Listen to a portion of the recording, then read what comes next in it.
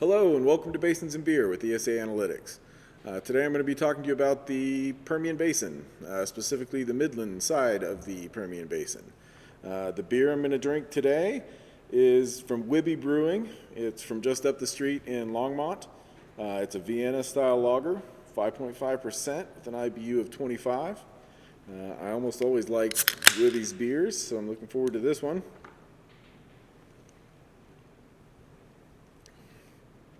That is really good. If you haven't tried this one yet and you like lagers, you should try that one. All right, so jumping into the data. So last week I had a post on LinkedIn where I was visualizing horizontal wells in the Midland Basin, colored by formation and normalized by production per foot. And so I got a lot of questions, like what does that look like in our application? How long does it take you to get to that information? Can you just pull it up? Is it a few minutes? Is it a few clicks? So people just want to understand what the workflow looks like in our application. So today I'm just going to cover that real quick. So the first thing you're going to do is you're going to choose your region, in this case Permian Midland, and I'm going to color by formation. So, there's over 100,000 wells in the Permian.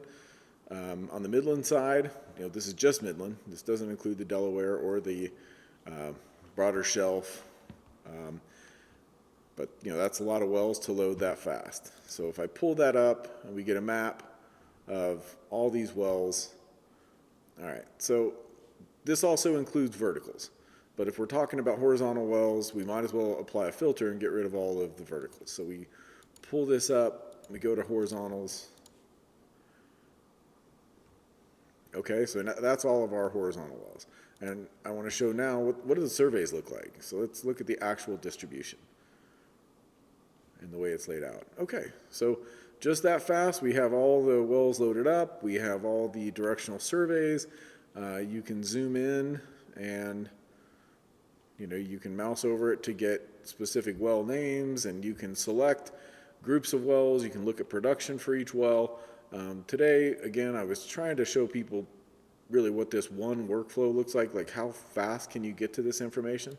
So I'm going to just skip any additional information here and sort of get that centered up. In this case, I have producing length on the x-axis. I have BOE on the y, so I'm going to switch that to oil. I'm going to leave the bar chart alone.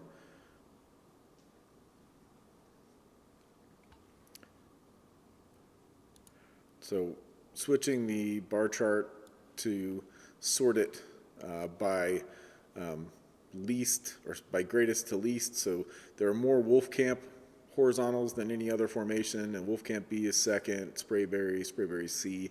So this just tells you sort of the order of what is the most common target. I'm going to go ahead and size by, so these dots in my oil plot will be a little bit bigger. I'm going to go ahead and size by oil. That'll just make them a little bit easier to see.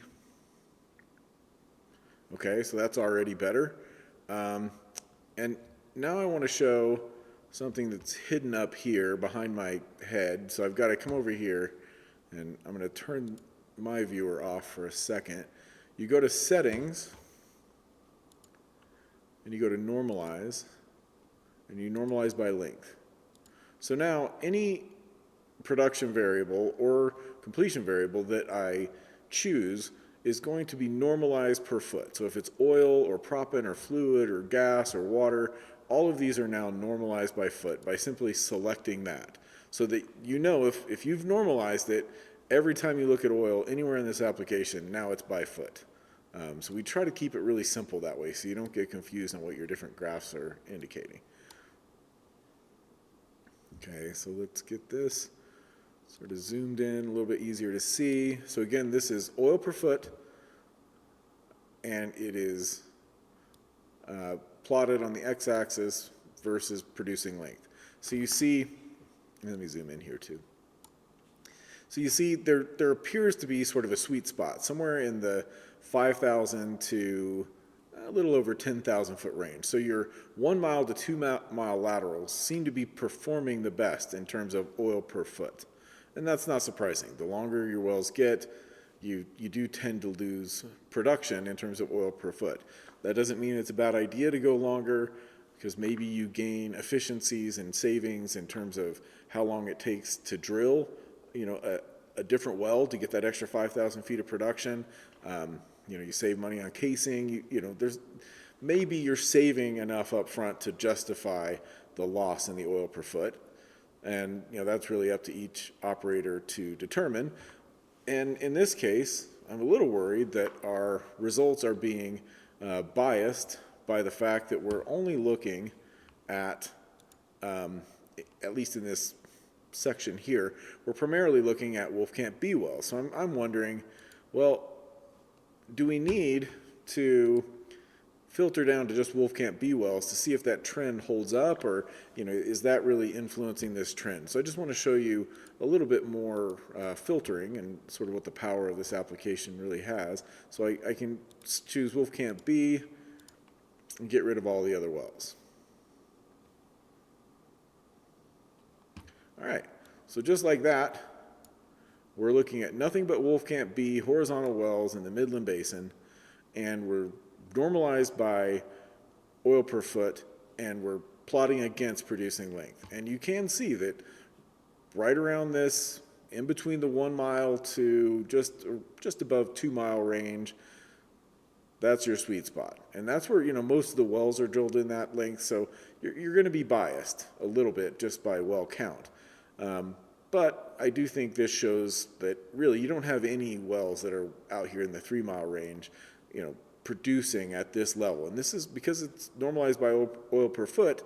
I really think this is about as good a metric as you can get to evaluate your length, in terms of how much production you're going to get per foot. This is as good as you're going to get.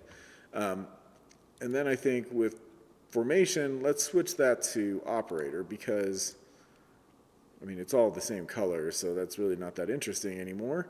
So now let's switch it over to operator, and let's do one more thing, and let's switch this bar chart to oil per foot. So what we can see here is who's producing, in terms of oil per foot, the most oil, like who's really doing the best. And at least with these Wolfcamp B wells. That's always a little bit of a pain. We need to have an automated way to zoom in on that. But it shows that right now Pioneer has the most oil per foot on their Wolfcamp B wells. But that is cumulative. So what you have to do now is push average, because this gives you a completely different view. So this is looking at it per well. The other view was saying overall with all these wells, who's really doing the best in terms of overall production. But this is a per well oil per foot, which is more important, I think. And so what you end up with is this view that Chevron's the big winner. They are getting the most oil per foot from their Wolfcamp B wells in terms of per well. And you can see they're really in the heart of the base.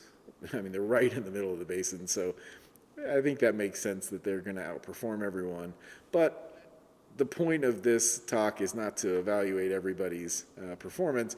It is to show you how fast this application allows you to get to that kind of determination.